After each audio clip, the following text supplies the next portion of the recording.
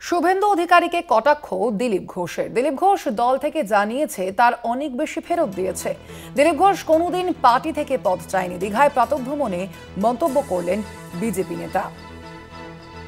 আজ দীঘায় প্রাতঃভ্রমণেই মন্তব্য দিলীপ ঘোষের। দিলীপ ঘোষ দল থেকে জানিয়েছে তার অনেক বেশি ফেরত দিয়েছে। দিলীপ ঘোষ কোনোদিন পার্টি থেকে পদ চায়নি। দীঘায় আজ প্রাতঃভ্রমণে এমনই মন্তব্য করেছেন রাজ্যের প্রাক্তন বিজেপি সভাপতি দিলীপ ঘোষ। ঠিক কি বলেছেন তিনি, শুনবো। ডিসিপ্লিন শেখাচ্ছে, হিন্দুত্ব শেখাচ্ছে। তাদের 5-10 বছরের আগের ইতিহাস দেখুন, তারা হিন্দুত্বের জন্য কি করেছে, বিজেপির জন্য কি করেছে, দেশের জন্য কি করেছে। তাদের জীবনের ত্যাগ কি সময় থেকে নিয়েছে, ওরা পার্টি থেকে নিয়েছে। দিলীপ ঘোষ পার্টি থেকে যা নিয়েছে তার অনেক গুণ দিয়েছে। দিলীপ ঘোষ পার্টি থেকে কোনোদিন সিট চাইনি, টিকিট চাইনি, কোনোদিন পদ চাইনি। পার্টির প্রয়োজন হয়েছে, আমাকে দায়িত্ব দিয়েছে, আমি করে দেখিয়েছি। যদি পার্টি আবার দায়িত্ব দেয় কোনো, আমি করে দেখাবো। বিজেপিতে দিলীপ ঘোষ খালি হাতে এসেছিল, খালি হাতেই যাবে। বোঝা নিয়ে আসেনি, বোঝা নিয়ে যাবে না। এটা দিলীপ ঘোষ, এটা বাংলার 10 কোটি লোক জানে। কিছু লোকের পেটে ব্যথা হয়, বিজনেস ধান্দা খারাপ হয়, তারা চেঁচামেচি করছেন। এতে কিছু বিজেপিরকে যায় আসে না, সমাজের কিছু যায় আসে না। সৌজনের কথা, আমি ওনার স্বাস্থ্যের খোঁজ নিই, উনি আমার স্বাস্থ্যের খোঁজ নিই। আজ সস্ত্রীকে এসেছিলাম বলে উনি ডাকলেন, বসলাম সৌজন্য বিনিময়ে। ওনার সঙ্গে কোনো গোপন ক্লোজডোর মিটিং করিনি। আমার লোকেরাও সঙ্গে ছিল, ওনার অফিসাররাও সঙ্গে ছিলেন। আর এই সৌজন্য সাক্ষাৎকার হয়। বহু লোক ক্লোজডোর মিটিং করে, চিরকুট পাঠায়, গোপনে ফোন করে। দিলীপ ঘোষকে এসব করতে হয়। শুভেন্দুকে কটাক্ষ দিলীপ ঘোষের। দিলীপ ঘোষ দল থেকে জানিয়েছে তার অনেক বেশি ফেরত দিয়েছে বলেই মন্তব্য করেছেন বিজেপি নেতা দিলীপ ঘোষ। আমরা দেখেছি ইতিমধ্যে দীঘার যে জগন্নাথ দেবের যে মন্দির, যে দ্বারোদ্ঘাটন, সেই দ্বারোদ্ঘাটনে যেমন গতকাল মুখ্যমন্ত্রী মমতা বন্দ্যোপাধ্যায় ছিলেন এবং একই সঙ্গে দিলীপ ঘোষ সেখানে সস্ত্রেক উপস্থিত ছিলেন। এবং তার পরবর্তীতেই আমরা দেখেছি বিজেপি নেতৃত্বের পক্ষ থেকে তাকে বিভিন্ন বিষয়ে কটাক্ষ করা হয় এবং সেই কটাক্ষের জবাব দিয়েছেন দিলীপ ঘোষ। শুভেন্দু অধিকারীকে পাল্টা কটাক্ষ করেছেন দিলীপ ঘোষ এবং তিনি আজ প্রাতঃভ্রমণে বেরিয়ে যেমন মন্তব্য করেছেন যে দিলীপ ঘোষ দল থেকে জানিয়েছে তার অনেক বেশি ফেরত দিয়েছে। দিলীপ ঘোষ কোনোদিন পার্টি থেকে কোনো পদ চায়নি, এমনই মন্তব্য করেছেন আজ প্রাতঃভ্রমণে বেরিয়ে প্রাক্তন বিজেপির রাজ্য সভাপতি দিলীপ ঘোষ। আরো বিস্তারিত জানবো আমরা সঙ্গে। আমাদের সঙ্গে এই মুহূর্তে রয়েছেন প্রতিনিধি সমীরণ সাউ। সমীরণ, এই প্রেক্ষাপটে যেখানে দিলীপ ঘোষকে আমরা দেখেছি একাধিক কটাক্ষ করা হচ্ছে বিজেপি নেতৃত্বের পক্ষ থেকে, সেখানেই দিলীপ ঘোষের এই মন্তব্যকে কিভাবে দেখছে বিজেপি নেতৃত্ব? হ্যালো সমীরণ, শোনা যাচ্ছে? হ্যাঁ, শোনা যাচ্ছে সোনালি। হ্যাঁ সমীরণ, দিলীপ ঘোষের যে মন্তব্য, এই মন্তব্যকে বিজেপি নেতৃত্ব কিভাবে দেখছে? দেখো, যেটা দিলীপ ঘোষ আজকে সংবাদ মাধ্যমের মুখোমুখি হয়ে তিনি যেমনটা জানিয়েছেন যে এই যে তার এখানে আসা, এই আশা নিয়ে কিন্তু কোনোভাবেই কিন্তু উচ্চ নেতৃত্বের ভাবেই কিন্তু কোনো বাধা ছিল না।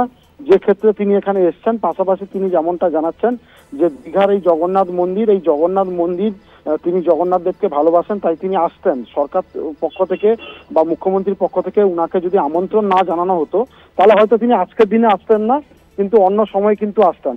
তবে যাই হোক, কাকতালীয় ভাবে যে মুখ্যমন্ত্রীর সঙ্গে সৌজন্য সাক্ষাৎ হয়েছে বা দেখা হয়েছে এমনটা কিন্তু বলা যাবে না। কারণটা কি, দিলীপ ঘোষ আসার কিছুক্ষণ আগেই কিন্তু মুখ্যমন্ত্রী জগন্নাথ এই মন্দির চত্বর ছেড়ে তিনি বেরিয়ে যান। তার যেখানে তিনি স্টে করছেন সেখানটায় তিনি বেরিয়ে যান।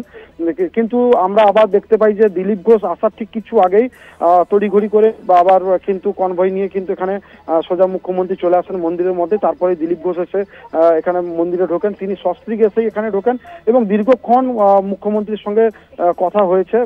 প্রায় টানা 5-7 মিনিট ধরেই কিন্তু বসে কথা হয়েছে। কিন্তু দিলীপ ঘোষ যেমনটা বলছেন যে অনেকে বন্ধ খামে চিঠি লিখে পাঠান বা কেউ হয়তো লুকিয়ে ফোন করেন, কেউ গোপনে বৈঠক করেন, কিন্তু সেক্ষেত্রে দিলীপ ঘোষ কিন্তু বলছেন যে দিলীপ ঘোষ আমি কোনোভাবেই কিন্তু অন্যায়ের সঙ্গে আপোষ করি না এবং আমি যেটা করেছি শুধুমাত্র সৌজন্যমূলক সাক্ষাৎকার।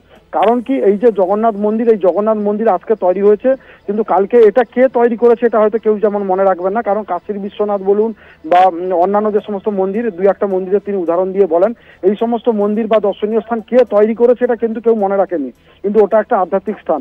ঠিক আগামী দিনে রাম মন্দির কিংবা এই জগন্নাথ ধাম কে তৈরি করেছে এটা মনে রাখবে না, কিন্তু পরবর্তী প্রজন্মের কাছে এটা একটা আধ্যাত্মিক স্থান হিসেবে এটা থাকবে, তিনি এমনটা ব্যাখ্যা করছেন। পাশাপাশি তিনি নাম না করে শুভেন্দু অধিকারীকেও কটাক্ষ করেছেন।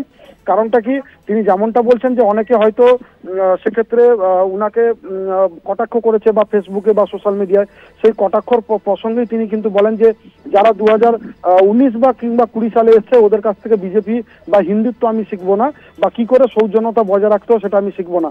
কারণটা তিনি খুব জোরের সঙ্গেই তিনি তেমনটা বলছেন যে আমার কিন্তু শরীরে এখন রক্ত, শরীরে কোনো অংশ কাটলে, অর্থাৎ তিনি হাতের দিকে ইঙ্গিত করে বলেছেন যদি কাটা যায় এখানে বিজেপি পাওয়া যাবে এবং হিন্দুত্বও পাওয়া যাবে।